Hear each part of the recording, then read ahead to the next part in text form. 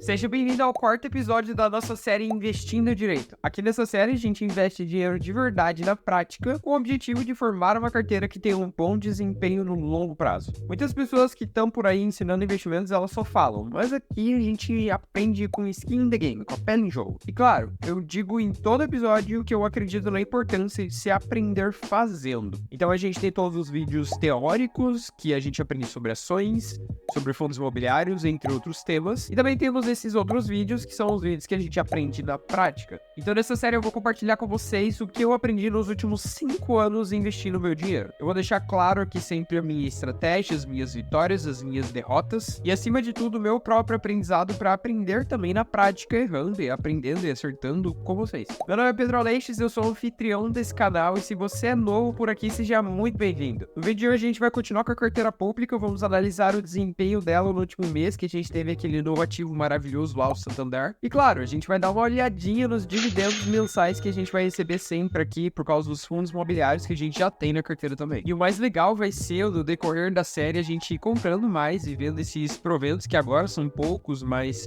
que vão acabar subindo e aumentando, virando 2 dígitos, 3 dígitos, enfim, crescendo. Se você gosta desse tipo de conteúdo em que eu aplico dinheiro de verdade na prática, já deixa o like aqui embaixo para me ajudar a distribuir esse conteúdo e chegar um pouco mais de pessoas aí que merecem realmente aprender esse tema. E se inscreve no canal para fazer parte dos 30%. Sim, 30% de pessoas que querem aprender mais sobre finanças, investimentos, economia e produtividade. E claro, me ajudar a bater a meta de 1.000 inscritos, porque eu quero conseguir monetizar esse canal para produzir mais conteúdos para vocês. E lembrando aqui também do meu Instagram, que tá aqui e sempre fica no canto ali em cima, onde eu produzo conteúdo diariamente respondendo caixinhas nos stories, fazendo o conteúdo da minha rotina também, e conteúdo no feed, em que eu faço reels e alguns posts pra gente aprender mais lá também. Eu acabei perdendo a minha conta antiga, então eu tô com a meta de alcançar 1.000 seguidores por lá também. Então vai lá me ajudar, o link é o primeiro na descrição e o arroba tá sempre bem aqui em cima. No episódio anterior a gente comprou a primeira ação do canal, que foi uma ação do setor financeiro ali, o Banco Santander, que é uma ótima pagadora de dividendos, de um setor perene, e ainda compramos com um bom desconto. Pra você que não viu o último episódio, eu montei uma playlist especialmente para isso e ela vai aparecer bem aqui, você pode assistir depois. E claro, o ativo que a gente vai adicionar na carteira hoje não pode ser diferente de uma ação. A gente vai adicionar hoje uma ação do setor de energia. Mas antes da gente realmente efetuar a compra do ativo, a gente precisa analisar o desempenho da carteira do canal dos últimos meses pra cá. Agora, pegando o celular reserva aqui que eu tenho, que na verdade é o celular da minha namorada, porque o meu fica gravando, a gente já consolida aqui na nossa carteira e a gente consegue ver que a gente tá com um prejuízozinho aí de R$2, igual a gente teve quando a gente foi analisar a carteira no mês passado.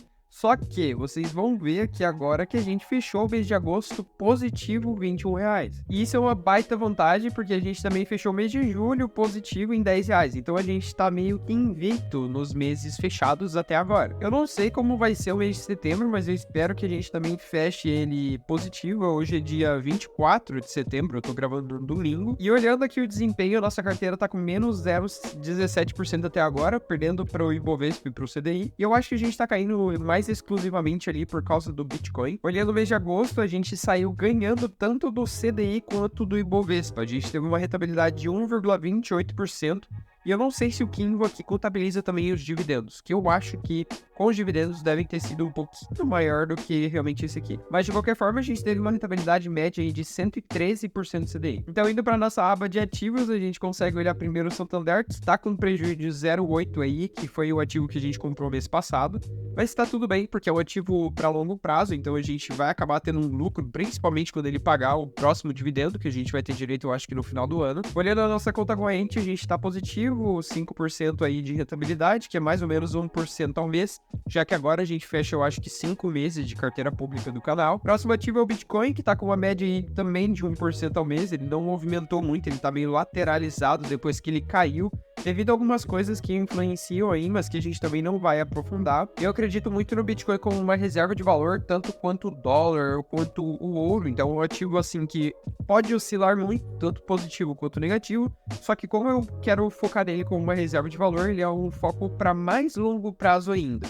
Mas claro, nada nos impede de vender um pouco dele, caso ele venha a subir muito, que tem uma expectativa aí, por causa do halving que vai acontecer mais ou menos em abril do ano que vem, de ter uma alta muito boa. Então, talvez a gente tenha um bom desempenho nesse ativo, e talvez a gente venda um pouco dele para rebalancear a carteira. Olhando agora nossos dois fundos imobiliários, que são os queridinhos aqui por pagarem os dividendos mensais, já que a gente não tem ainda uma ação que faz isso por nós. A gente teve o MXRF11 que rendeu até agora quase 8% aí, de 2 meses para cá, o que dá uns 4% ao mês.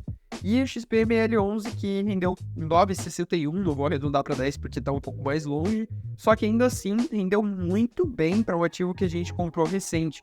E os fundos imobiliários, eles deram uma valorizada boa, principalmente porque na última reunião do Copom de agosto, a gente teve uma queda da taxa de juros do Brasil, que foi de 13,75 para 13,25. E agora, na última reunião do Copom, acho que quarta-feira dessa semana, a gente teve outra queda de juros. E isso é uma expectativa cada vez menor, talvez caia nas próximas reuniões.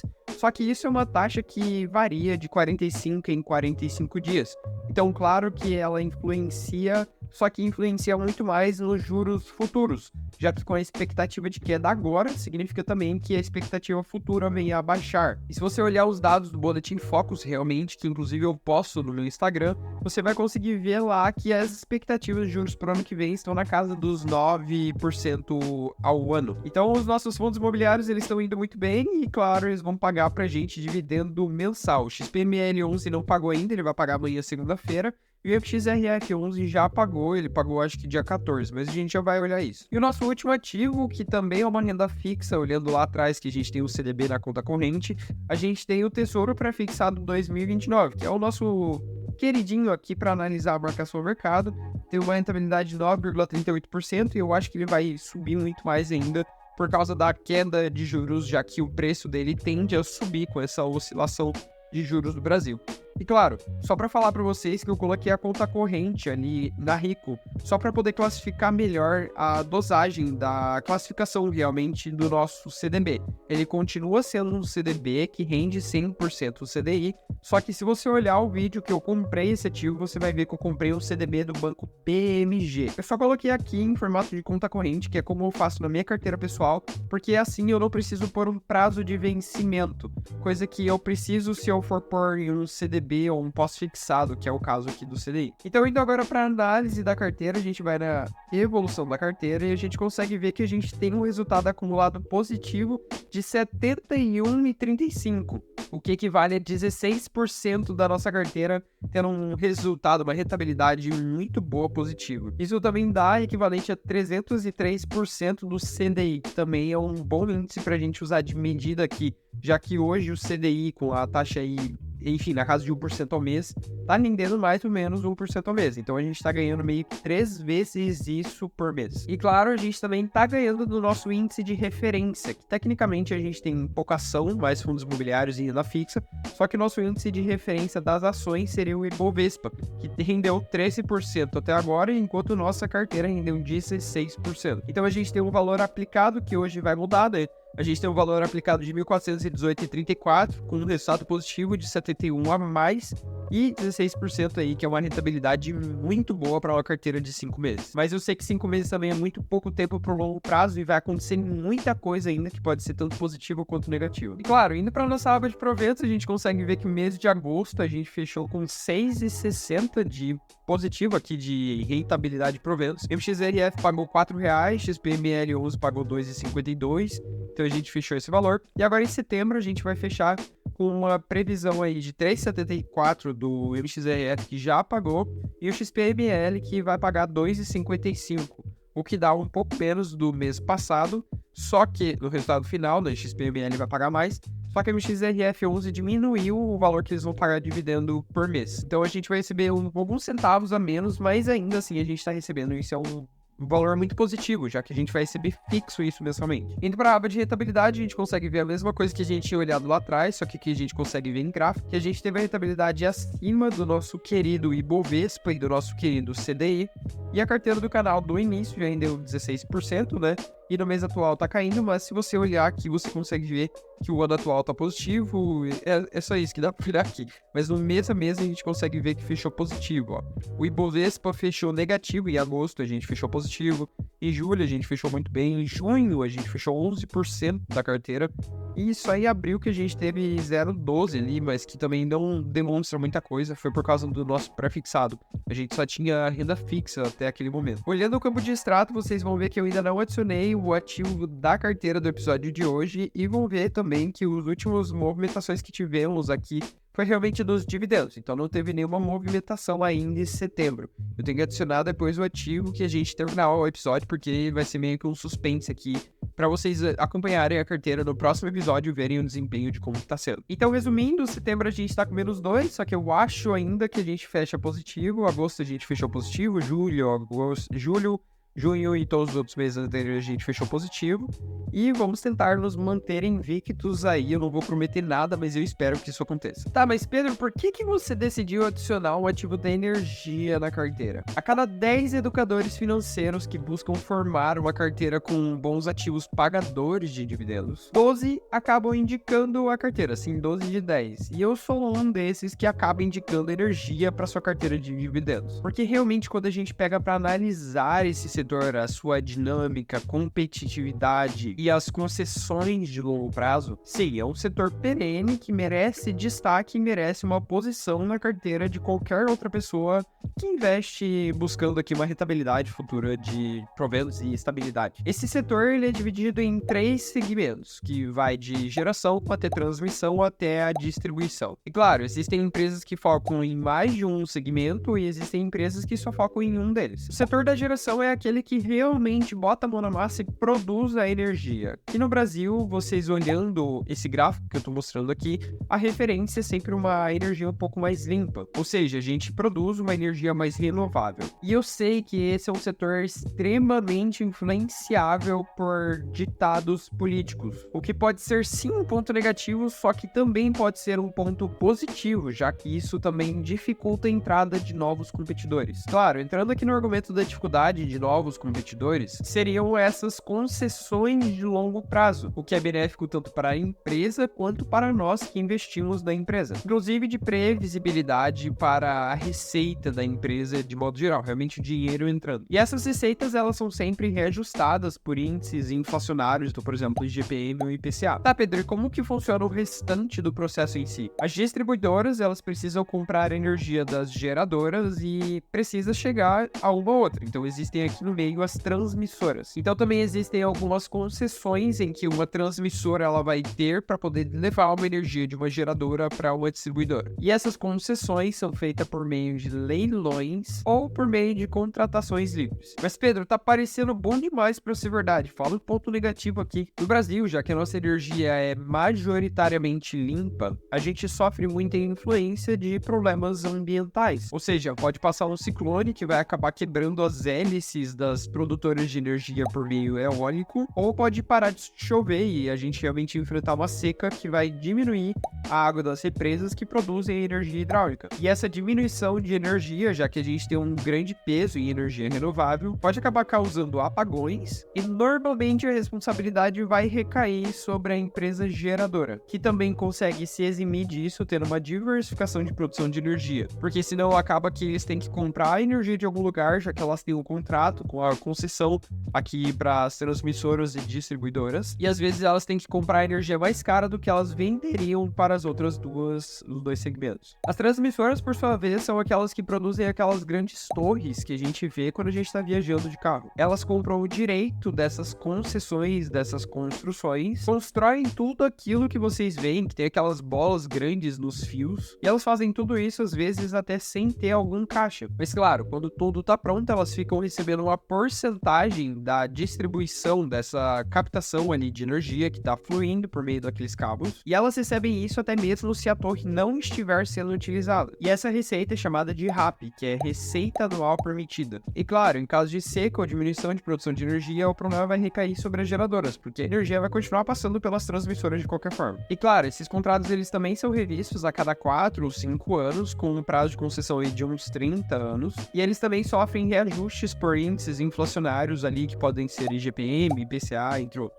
Tá, Pedro, mas e as distribuidoras? Essas normalmente são bem afetadas também e possuem o maior risco, já que elas podem sofrer muita influência política e porque elas lidam realmente com a entrega do produto, então elas lidam com a pessoa. E dentro desses 3 segmentos que eu falei aqui pra vocês, o que é considerado a picanha do segmento são as transmissoras. E adentrando aqui no setor de transmissão, a gente tem alguns grandes nomes, que vai desde a Taesa até a Transmissão Paulista ou até a Alupar. A Alupar sendo a menorzinha dentre essas 3 e a Taesa sendo a maior de todas elas. E claro, tem muita gente que foge aqui da Taesa por ser uma empresa que capta bastante recurso, fornecendo novas ações ao mercado. E se você não realiza aqui a subscrição dessas novas ações, você acaba sendo menos dono da mesma quantidade de ações da empresa, ou seja, se a empresa fizer ali uma oferta de 100 mil novas ações, se você não fizer essa compra proporcional, você vai acabar diminuindo a porcentagem que você é dono da empresa. E claro, eu já tinha um nome para entrar nessa carteira, só que eu não coloquei ela ainda nos outros vídeos porque eu não vi muito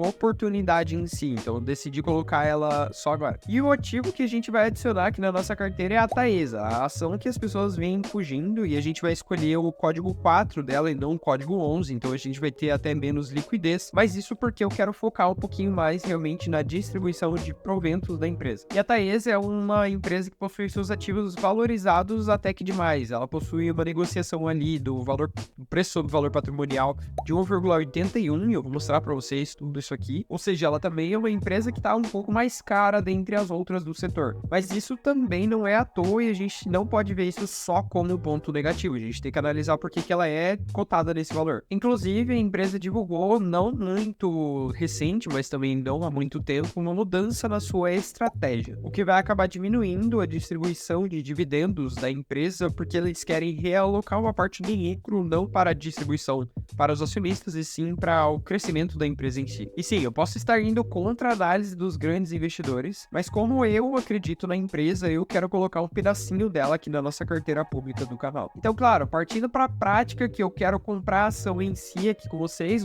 já estão vendo o vídeo disso acontecendo. Eu fiz a compra ali de mais ou menos 25 cotas, o que gira em torno de R$300, que eu acho uma média até que legal pra gente ir aportando todo mês, até a gente ter um capital um pouco maior para poder investir aqui. E eu vi esse ativo como um bom preço de oportunidade. Eu acabei pagando 11 e pouquinho aqui, e esse custo de oportunidade ele apareceu há um tempinho, então eu não comprei tão recente, eu comprei agora em setembro essas cotas, só que eu ainda não adicionei na carteira, justamente porque eu queria fazer um vídeo para vocês e essa será a ação desse mês. Então é por isso que eu não tô comprando ao vivo com vocês. E também é porque eu tô gravando esse vídeo em um domingo e não tem nem como comprar ativo hoje. E não achem que a gente vai só aplicar R$300 por mês, isso é só uma média. A gente vai ter meses como o do fundos imobiliários que a gente vai aplicar um pouco mais, vai ter meses que a gente vai aplicar um pouco menos, ou talvez até nem aplicar e só analisar a carteira. Mas pelo menos por enquanto a gente vai manter esse valor meio que mínimo aqui pra gente manter uma média legal. Então agora, além dos nossos dividendos mensais de fundos imobiliários, de MXRF, de SPML, a gente vai também receber de Santander, que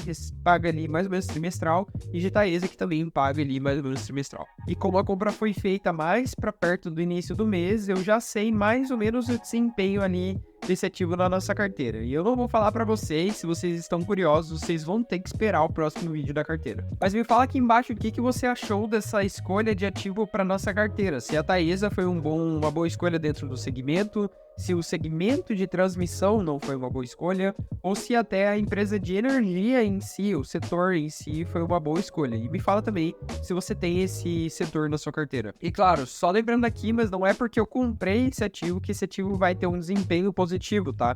Ele pode muito bem cair, ó, perder dinheiro em algum momento, só que esse é o risco que eu estou correndo para poder passar esse conhecimento para vocês. Esse canal ele é com o intuito de educação financeira, então eu não quero que vocês busquem formar uma carteira igual a minha sem pesquisar nada antes. Eu busco realmente aprender tudo isso aqui que eu tô falando para vocês e ler os relatórios e realmente aprofundar nas empresas, só que isso ainda assim tem um risco meu. Então realmente só veem o conteúdo que eu tô produzindo para vocês como uma forma de aprendizado. E fale aqui nos comentários também alguns ativos que você pode ver com os bons olhos, que você acha que eu deva pensar em adicionar aqui na carteira. Talvez algum outro setor bancário, ou alguma outra empresa de energia, ou alguma outra empresa de qualquer outro setor. Se você gostou do vídeo, já deixa o like se você não fez isso até agora, e se inscreve no canal e também ativa o sininho para você não perder os próximos episódios. O caminho para a liberdade financeira começa com o primeiro passo. Eu te vejo no próximo sábado às 14 horas e tchau!